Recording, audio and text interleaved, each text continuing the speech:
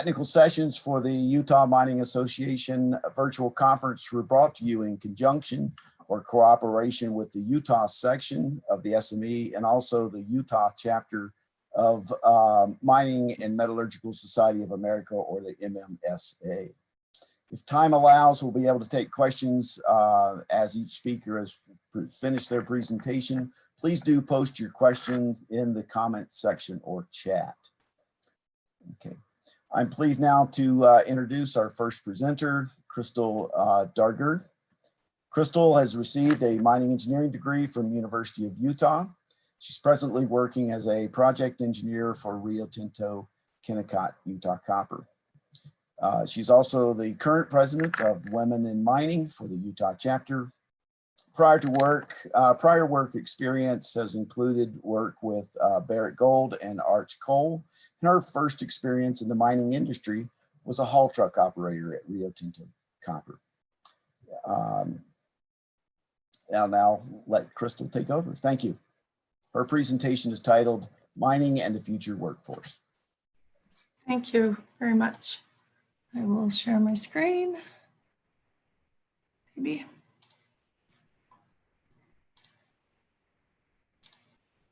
Y'all see that? So Women in Mining presents Mining, the Future Workforce, and the Role of Women in Mining. So I have a question to start out with. How has mining changed? How has your opinion of mining changed over your life? And if yes, how? Has mining changed over your life? And if yes, how? So for me, mining has completely changed my life. As a single mom trying to make ends meet, when I got into mining as a haul truck operator in 2006, I nearly tripled my income. Before mining, I was going further and further into debt every month, and it was a struggle to even buy my kids a hamburger off the dollar menu. So mining really empowers women, but it also supports the success of families. So because of mining, I also have a passion to inspire others, especially women, to look for non-traditional industries with jobs that are a higher paying scale. And I'm also very passionate about driving inclusion and diversity in the workforce and getting more women to get involved in mining. Interestingly, when I first got into mining, I tried to encourage other women to get into it as well, just because it changed my life so much. And a lot of them were afraid that they couldn't manage the hours, afraid of the big trucks. And it was about 2 weeks ago, my sister told me that she wishes that she would have listened and tried to get into mining as well. So mining has completely changed my life. You can see that I've graduated with a mining engineering degree. When I got into mining, I actually had to get my GED just to become a haul truck operator. Higher education wasn't really encouraged in my family, but you can see now that I am definitely changing that as my grandkids are very interested in education. And I don't know if you can see this picture of my daughter, Carol Ann. She's actually the first person in our family to graduate with a master's degree. And she did that in 2020. So congratulations to her. So mining the future workforce, you can see that millennials make up 40% of the workforce, with Gen Zers coming in as our interns right now. And our baby boomers are retiring right now. So millennials, they don't just work for a paycheck, they want a purpose. They're more globally aware and they're more connected than any generation before them. They're also more tolerant of differences that include gender, race, ethnicity, and sexual orientation. And they want to make a positive impact on the world. They want to make a difference while integrating their professional and their personal lives and spending more time with their family. And this is especially true for women who are the primary caretakers, that these flexible hours mean a lot to them. Millennials are also looking for a successful, high-paying career or profession, which definitely is, mining is a great place for that. So millennials interact with technology like no other generation has before them. They're talented and they're changing the workplace, and they're also shaping the future. They're a lot more tech savvy, and they want to work in a place that blends, harmoniously blends and productively blends both men and women together. which is what women have been striving for decades. And I found it interesting that millennials are the first generation that have used the word fun to describe their dream job. Us Gen Xers and baby boomers tend to be a little more uptight and consider millennials a little bit reckless. So Gen Zers, they form an opinion of their company, of the company they work for, based on the company's ethics and their practices and their social impact. They're also, like millennials, they're drawn towards technical industries and work that supports the greater good. They're very interested in a 4-year college education. It's more important than ever, with a lot of companies requiring even more than a high school diploma to enter in. And in the United States, people aren't necessarily that interested in mining anymore.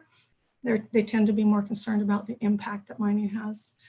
And overall, there's actually a decline in enrollment in careers that are associated with mining.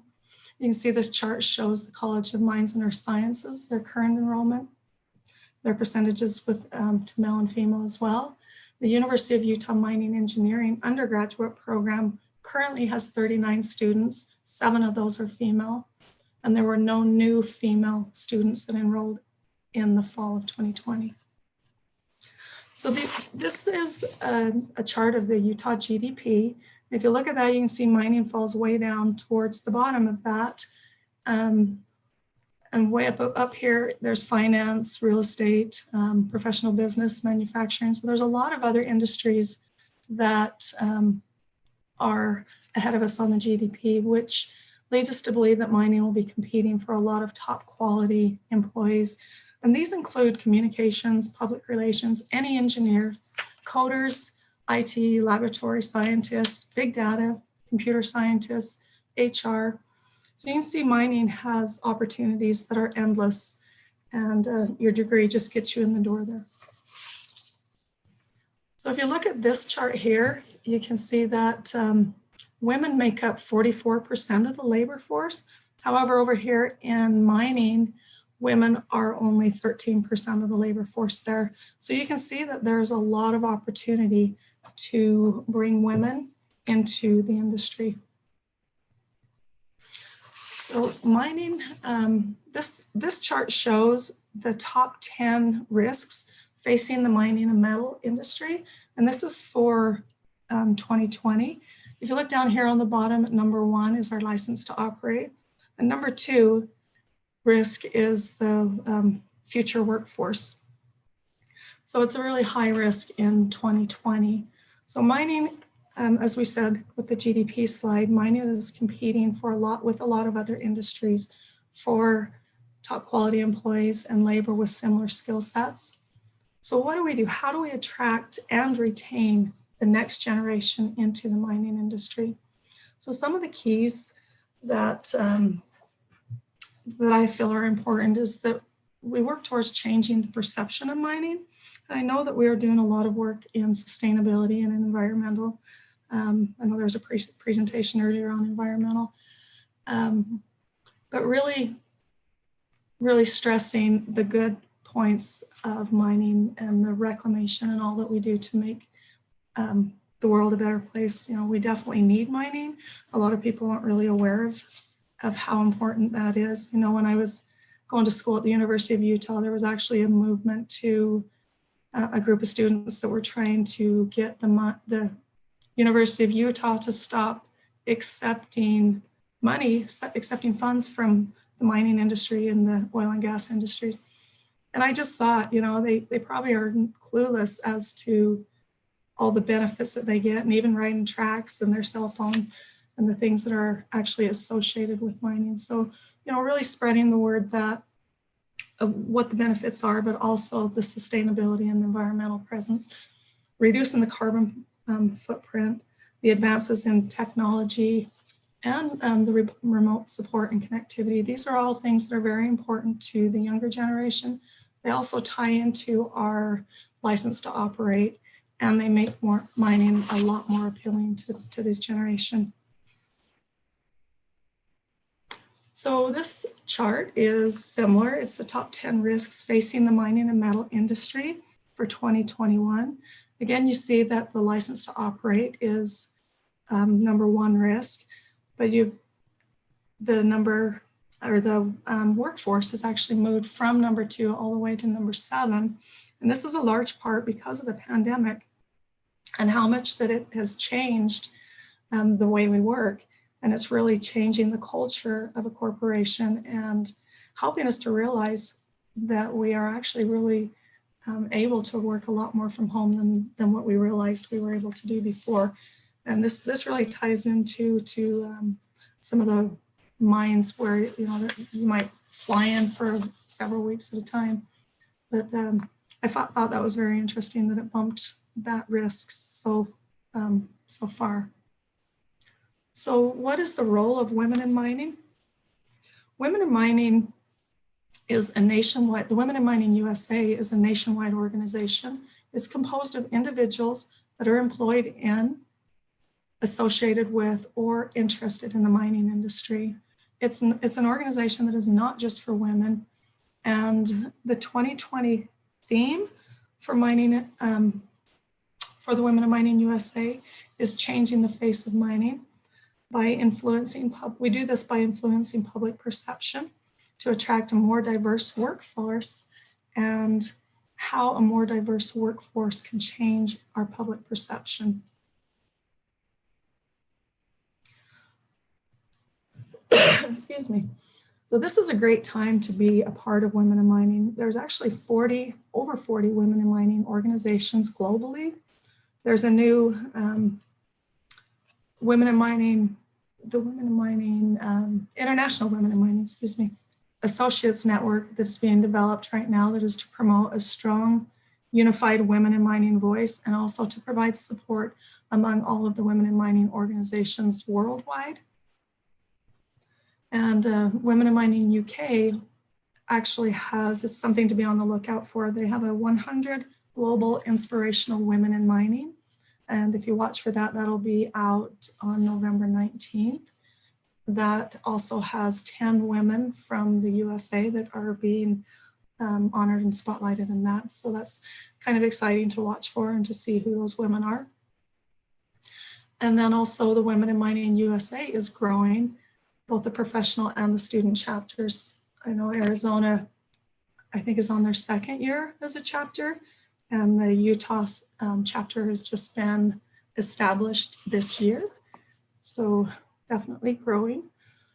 Excuse me. So Women in Mining's vision is to pioneer the progression of workplace diversity and the involvement of women in mining. The women in their mining careers. The Women in Mining Utah chapter is to empower men and women in the industry by educating, mentoring, and developing women to thrive in their careers and to change the perception of the workplace. So those all, all those tie in together. So how are we doing this? Women in Mining Utah chapter is, we're still new, but we're still working to get things set up, but we want to promote the mining sector as a career choice for women in their professions. And we want to do this at an earlier age, to go into the universities and even into the elementary schools. I'm a firm believer that if you teach the kids while they're young, then teach them that mining is actually a good thing, then they'll be the next strong supporters for the mining industry. So, along with working with colleges and universities, going down into the junior high and elementary schools, I feel like is very important. And we also want to provide members with the opportunity to come together, to exchange ideas and exchange information, network, and create connections. Kind of a challenge this time of, under this current environment, I guess. And then also participate in educational programs. And the Women in Mining USA chapter, or the Women in Mining National Organization, actually started out as an educational foundation, and they've grown a lot more since then. But we do want to support that basic idea.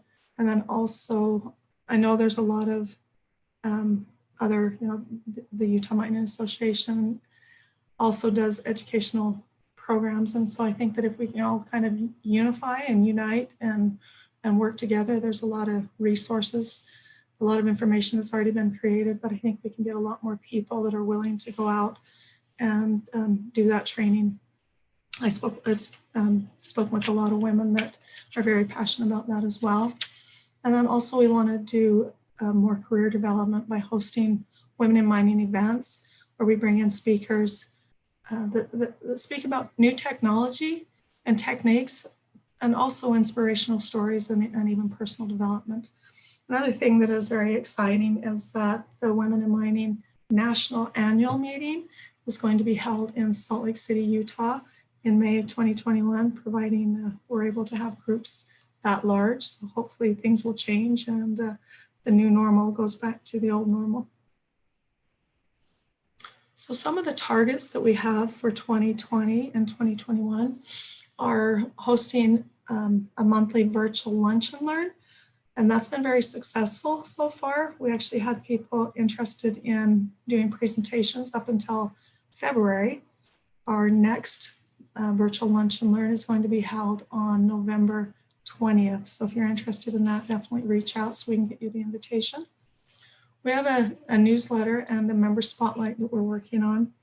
And then also working on hosting quarterly events, post-pandemic, of course. And FL Smith has been gracious enough to volunteer to offer to host our first in-person event. So we're really looking forward to that.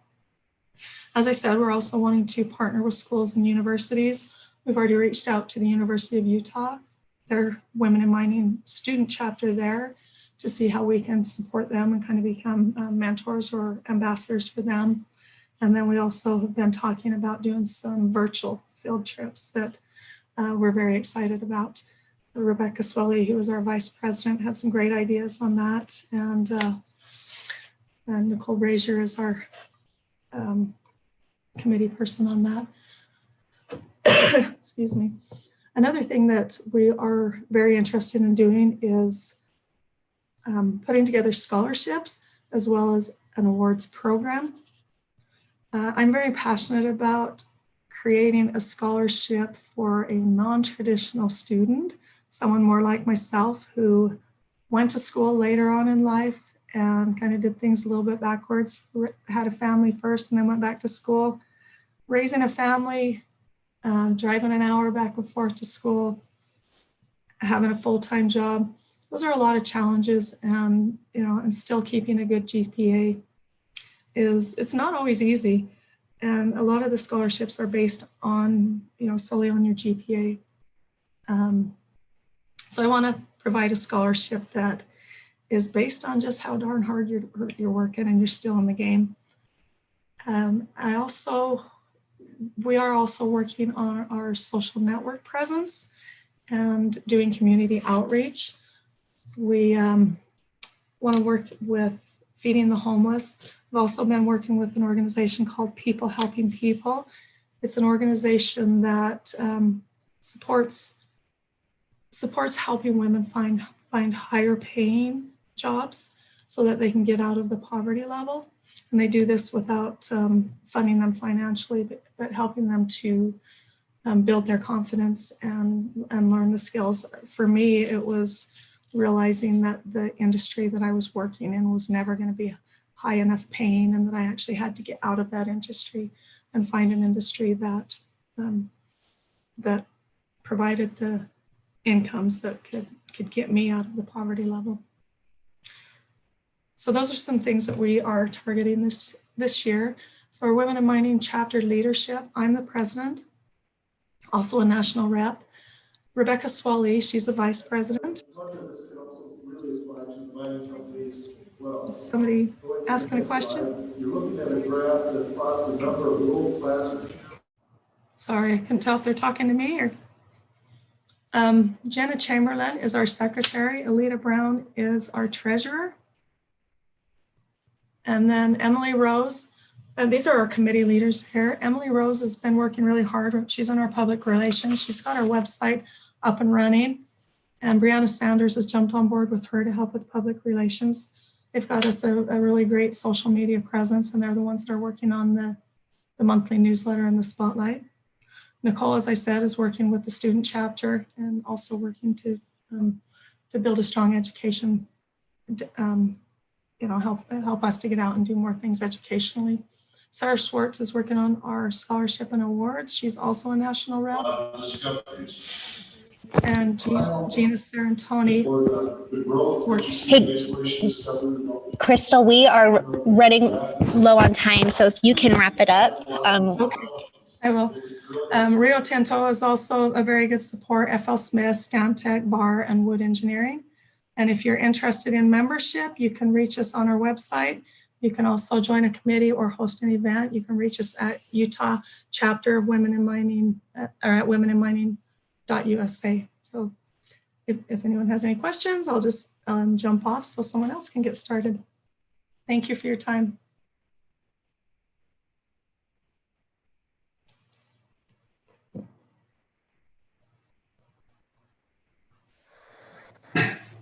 Crystal.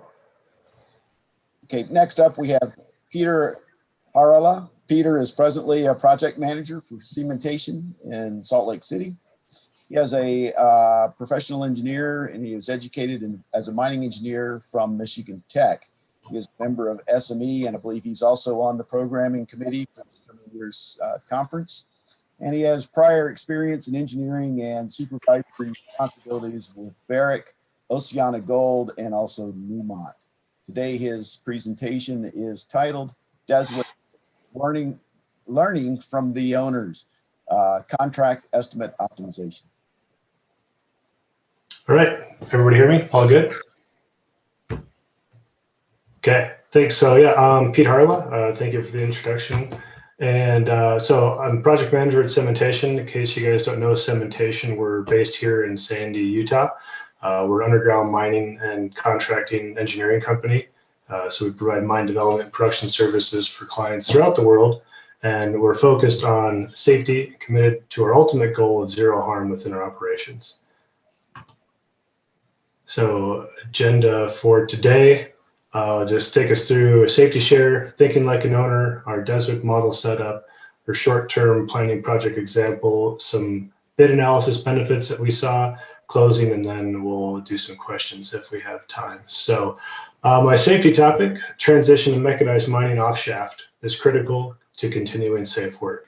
So this is something that we face quite regularly in our business. You know, we specialize in shaft sinking. So as we get down to the stations, the levels, we're doing all this work with jack legs. So higher exposure work being in usually challenging conditions environmentally, and then itself very physical, all the while you're in close proximity to each other and close quarters to the face. So there's a huge benefit to getting mechanized as early as possible.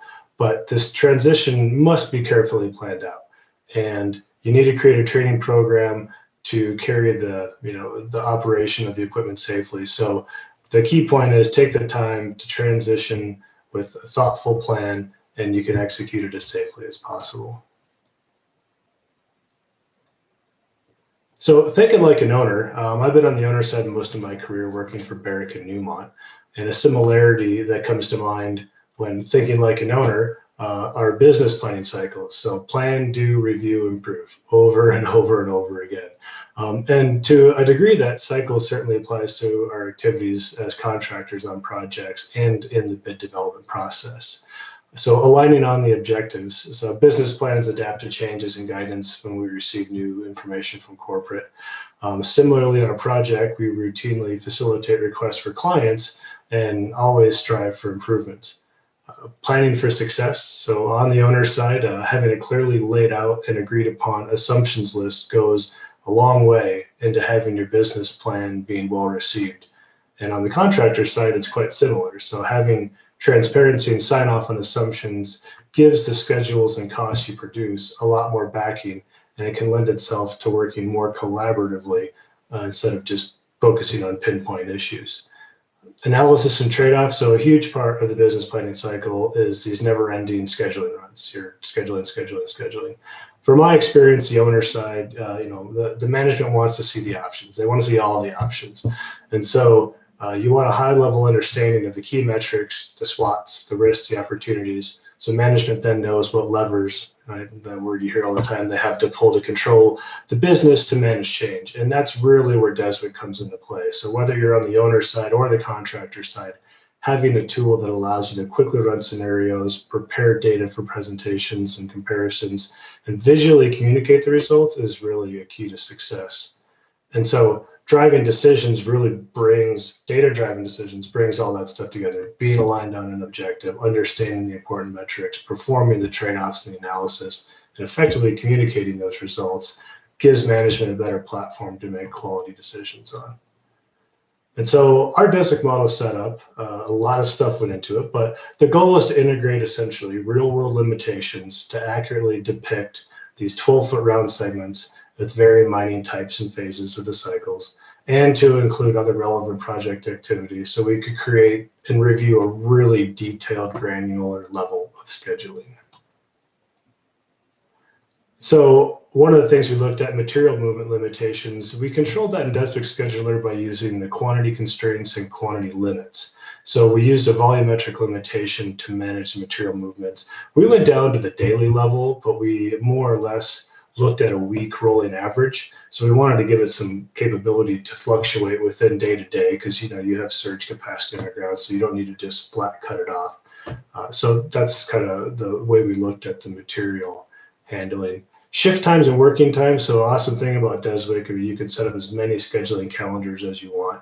Just as an example here, we had a specific calendar set up for end of shift blasting. So it actually controlled when that end of shift blasting activity occurred.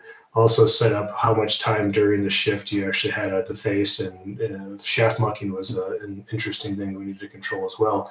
But what was neat with Deswik, again, having the ability to control when activities happen because of the calendars, we could flip on that blasting to be mid-shift or any time and end of shift. So we were really able to see what's the impact of having end of shift blasting only. So just kind of a neat perspective having that built in. Crew sizes, they were also set up as a resource, just a traditional resource in Deswik Scheduler. And we specified the number of miners that were available and when, and adjusted them as necessary in the project. And equipment, essentially the same thing. It was set up as a resource in Deswik, and we controlled them by the commissioning date when they'd be available, and then we could therefore adjust the number of units as they became available. Development, this is where we went a little crazy. Traditionally, things are 40, 50-foot segments, but we went down and we broke all the tasks into 12-foot segments. So every center line we had it chopped up in 12-foot segments. So there's a lot of data to work with, but this was achieved in Deswik CAD just using the regular activity types and specifying for certain profiles, certain types to cut them up into 12-foot lengths. Now, the cycle component integration, there's a lot going on here, and this is where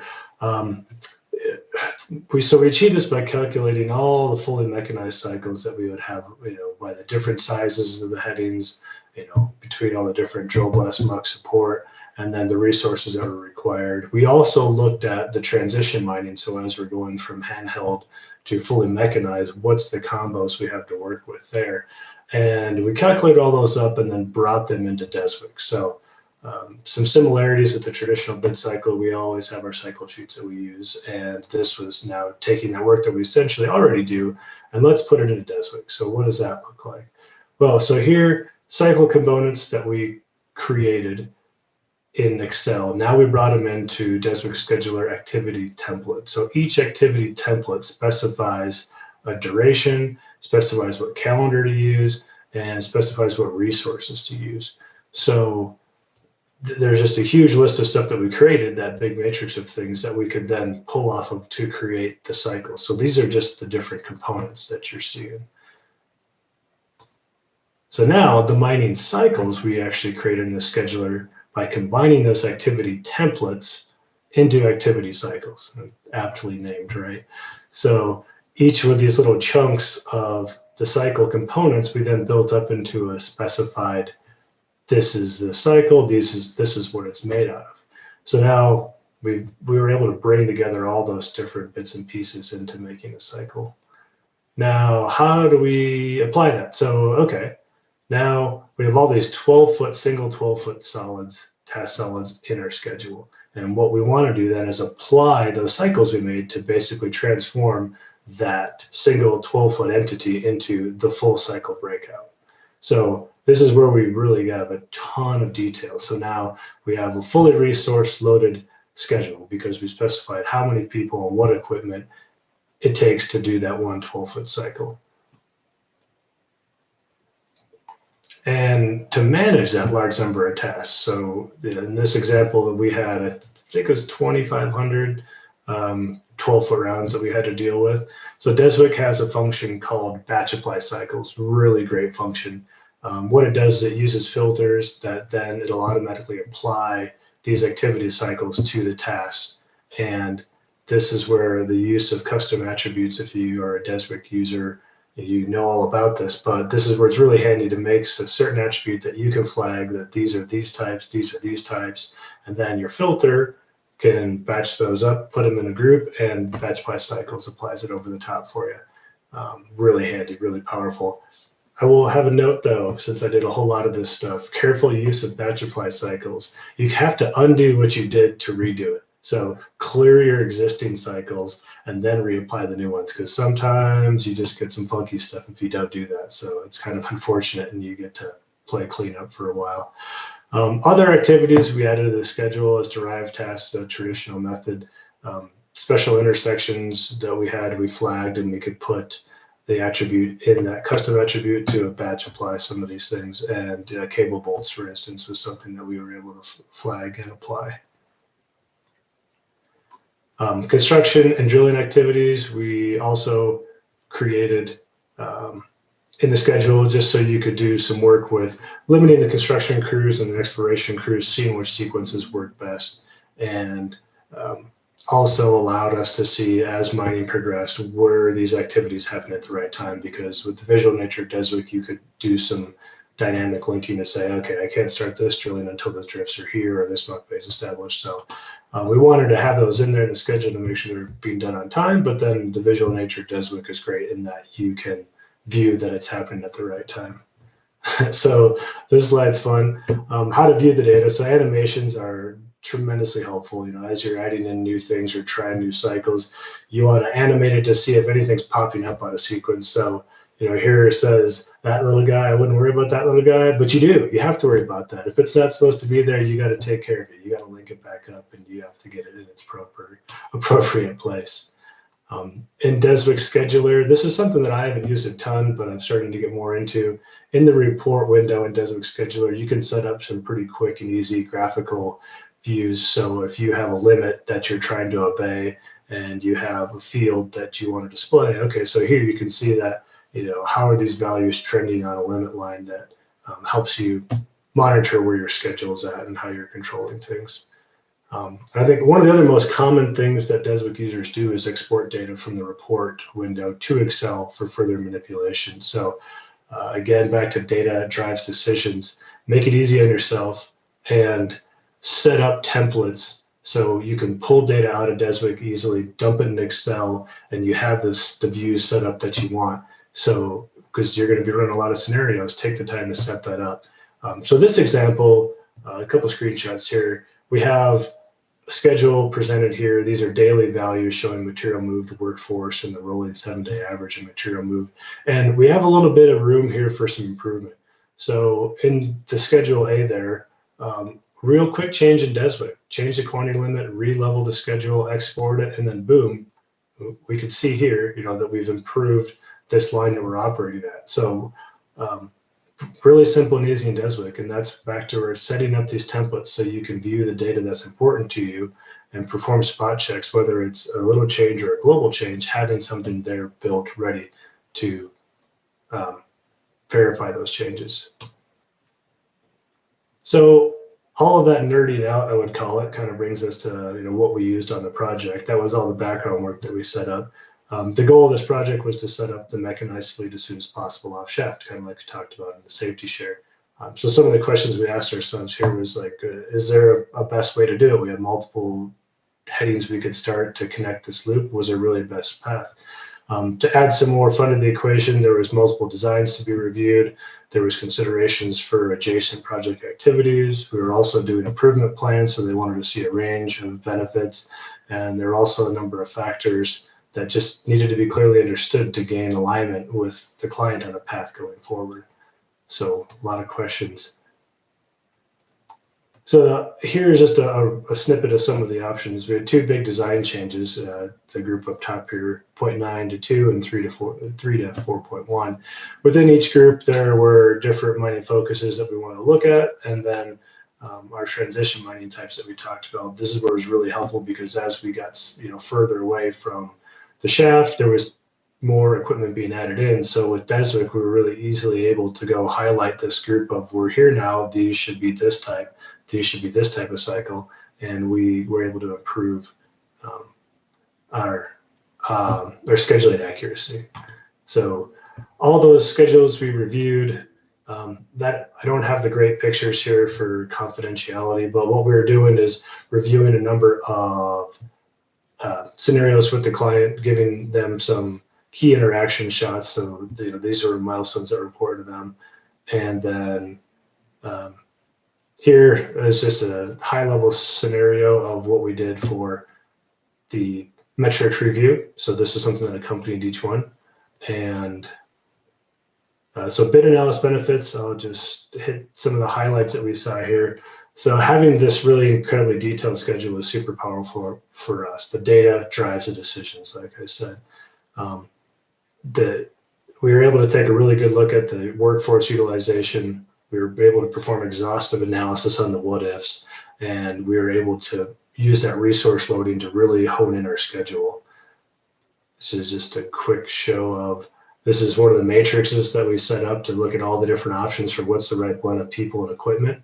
And so this whole run right there, that took me about 4 hours to run all those scenarios. So back to reviewing stuff in Deswik. So having the right stuff set up so I could quickly, what about this? What about that? All these exhaustive things I was telling you about, having Deswik allowed us to run those things quickly and easily. So in the closing here, Cementation are best for project philosophy, being proactive.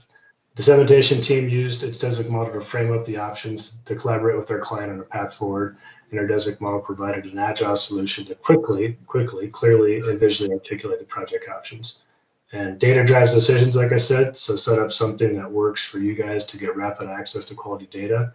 And this augments the traditional estimating process. It doesn't have to replace it, but it did help.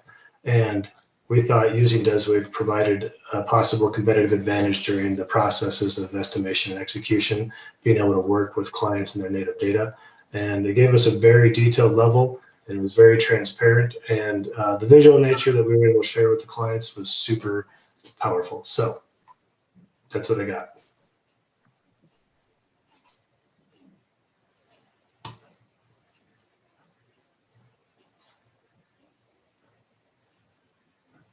I think you're on mute there, Garland. Thank you very much, Peter. Here we go.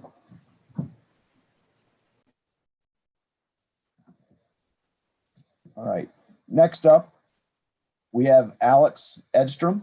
Alex is presently working as a water resources engineer with Stantec here in Salt Lake City. He has a professional engineering license. He has his BS and MS in water resources management from the University of Idaho.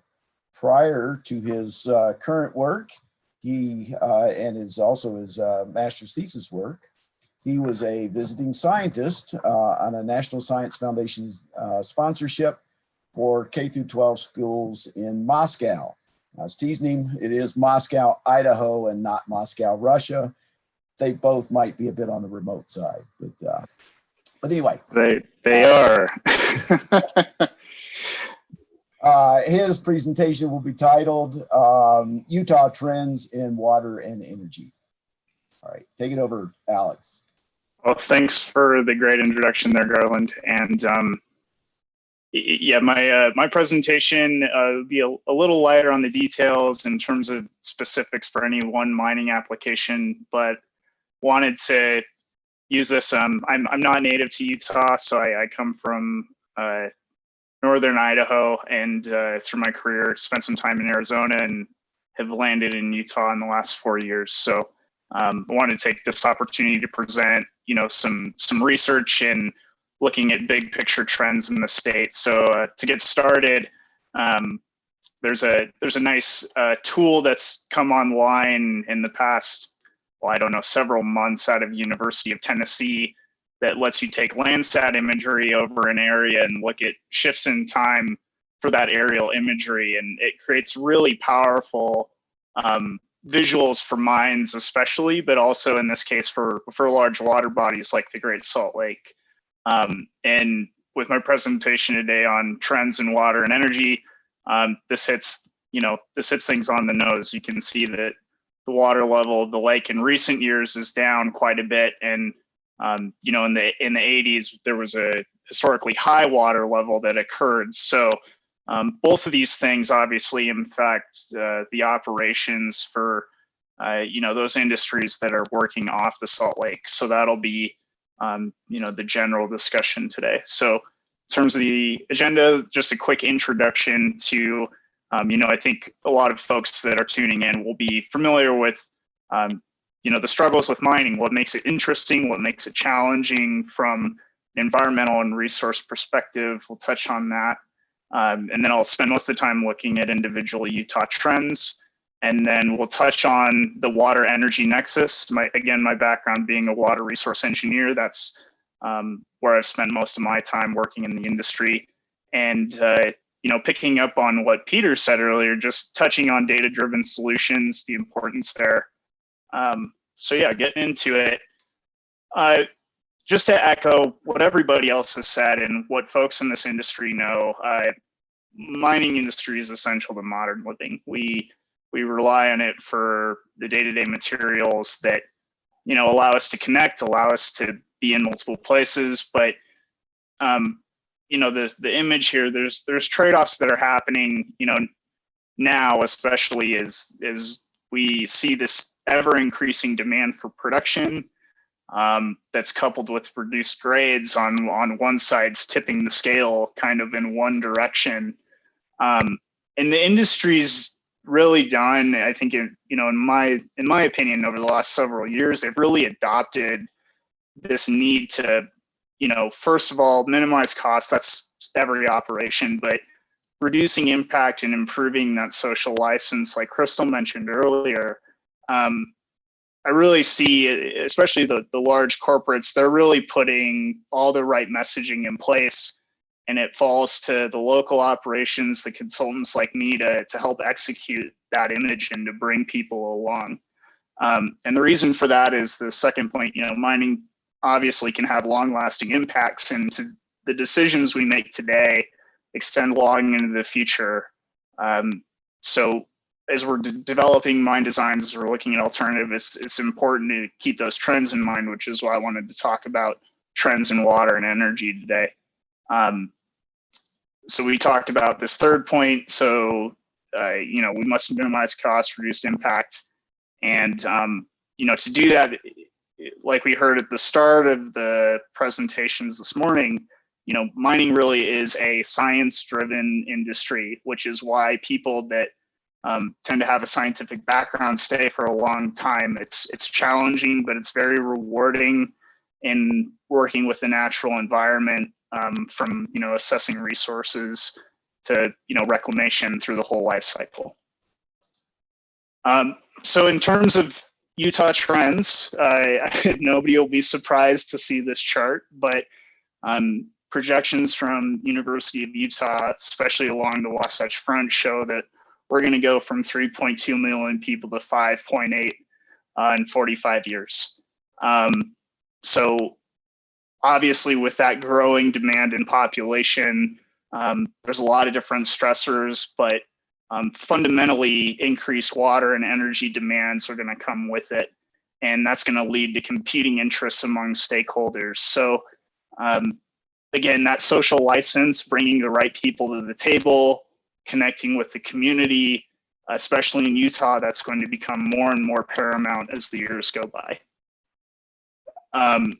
In terms of Utah's trends in energy, so Utah's been a net energy producer since 1980, which is great. You know, I think one of the key messages from the presentations today is the not in my backyard attitude is something that we as a culture need to get over. We need to own the responsibilities of the materials we're producing, produce them responsibly, and allow the community to wrestle and engage with those complications. So the fact that we produce the energy we use over time shows that, you know, Utah has that culture of doing the work and not just offloading it somewhere else.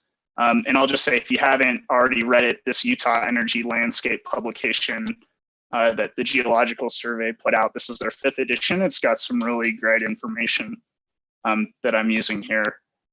So expanding upon our net energy production, so about 4/5 of the coal consumed in Utah is mined in the state.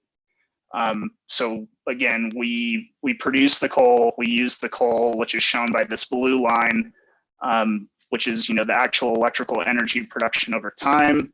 Starting in 1960, you can see that coal is dominated in Utah. We've got great coal resources, which makes sense.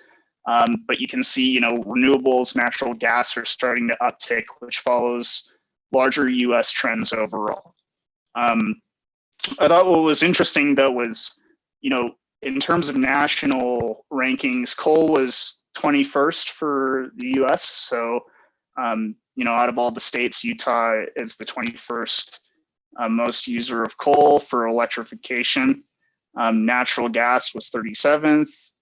Petroleum was ranked 33rd in energy production, and renewables was 42nd. So overall, we're a low energy using state at the time. But again, as that population grows, those trends are going to increase too.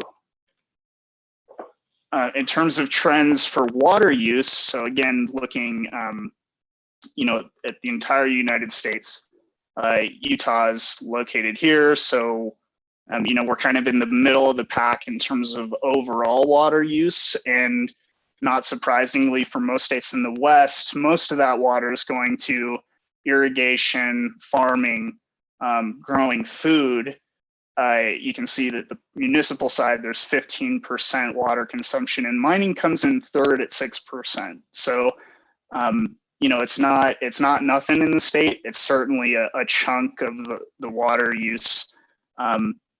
But if we dive into those numbers a little bit, most of that water is actually coming from brine sources, which is classified as, you know, having more salts in it than you might want for drinking water. So this is water that would need some sort of treatment in general before you'd consider it for drinking water standards. So 82% of that water is coming from saline surface water. So it didn't say the Great Salt Lake out loud, but that would make sense.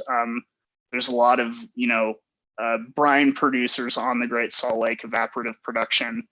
16% of that water use came from saline groundwater, and then the residual was made up of freshwater sources from mixed places. In terms of overall, Utah was actually 3rd in total water used for mining based on 2015 numbers by USGS. But again, the actual freshwater component that we would want to use for consumptive use was quite low. So that's good to see. Trends on climate. This probably isn't surprising to anybody, but climate change in Utah is going to result in reduced snowpack, which would lead to, all other things being equal, reduced soil moisture, reduced surface water availability, reduced lake and reservoir water levels. So again, competing demands with population, but also climate stressors will likely, you know, lead to increased demands to share that resource correctly. So increased evaporation of evapotranspiration would occur as temperatures rise. Not surprising, maybe if you're a brine producer, you look at that and think, great, you know, I get more energy, and that requires me to not necessarily wait as long to produce a mineral. But again, those lower water levels, maybe you have to draw that water in from farther away. In terms of precipitation, it's difficult to say, it's a toss-up, but that change in snow can have a significant effect on reservoirs downstream.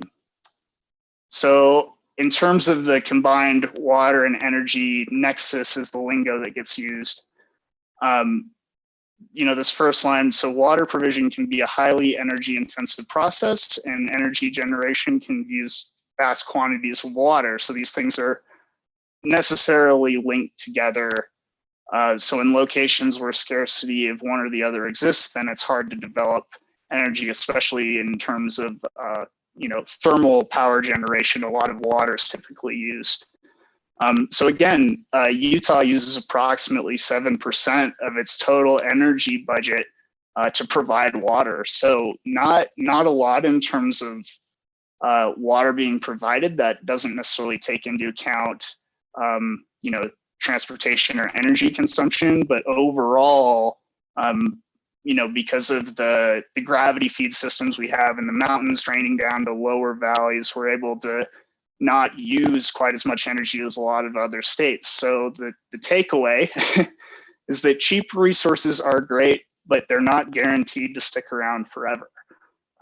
So we've had, historically, Utah's had the ability to rely on these cheap sources of energy. But as things progress in the future with, again, climate, population changing, the demand on those resources is going to increase. So in terms of what that means on a dollars and cents point of view, looking at groundwater pumping, this is some data provided by the Utah Division of Natural Resources. So based on 2010, you can see there were 975,000 acre feet of groundwater withdrawn. They did some math to convert this to a total energy requirement. And based on the Utah rate of 8.4 cents per kilowatt hour, that's almost $50 million in a year spent on groundwater pumping. So again, as we move forward in time, it's not unreasonable to expect those costs to go up. Again, as more energy production is required, the rates to produce that energy could increase with time. So in terms of data-driven solutions, to wrap up, these are holistic concerns. They impact projects and mine sites globally. And something that both Crystal and Peter hit on was, the focus to say and do the right things up front. As we're looking to bring more women into mining, as we're looking to build more data-driven solutions, explicitly adopting project management frameworks out front to say these are the things we want to target and we're interested in analyzing is really important. So just as one plug, the Envision framework is something that I think could be useful to mining operations. I'm sure they've got, their own, Rio Tinto's got their own project management framework, I'm sure. But the thing I like about Envision is it's designed by the Army Corps of Engineers. Stantec actually had a little bit of input there as well, but it's designed by engineers to help, showcase the projects being looked at holistically and considering trade-offs between, community, the bottom line, environmental concerns. So again, all those things happen on a project, but being explicit about tracking those from the get-go is really beneficial. The second point here is, again, piggybacking off of what Peter said, is you don't know what you don't measure. So again, my inner scientist, measure early, measure often, measure frequently. You can then talk with, consultants, other miners about what that information means. One way we try to integrate that information at Stantec is by using integrated water balance modeling to look at demands or uses of water over time using software like GoldSim. A lot of mines are starting to pick up this type of software as well. And something we haven't done internally, but I think would make a lot of sense, is to couple that with energy requirement and production to show how those energy levels could change over time to help with forecasting, projections, and planning. And then after doing some of that work, it would be much easier to go in and perform energy audits, look for efficiency gains, and then discuss potential mine improvements. So with that, appreciate your attention, and if there's any questions, happy to take a few.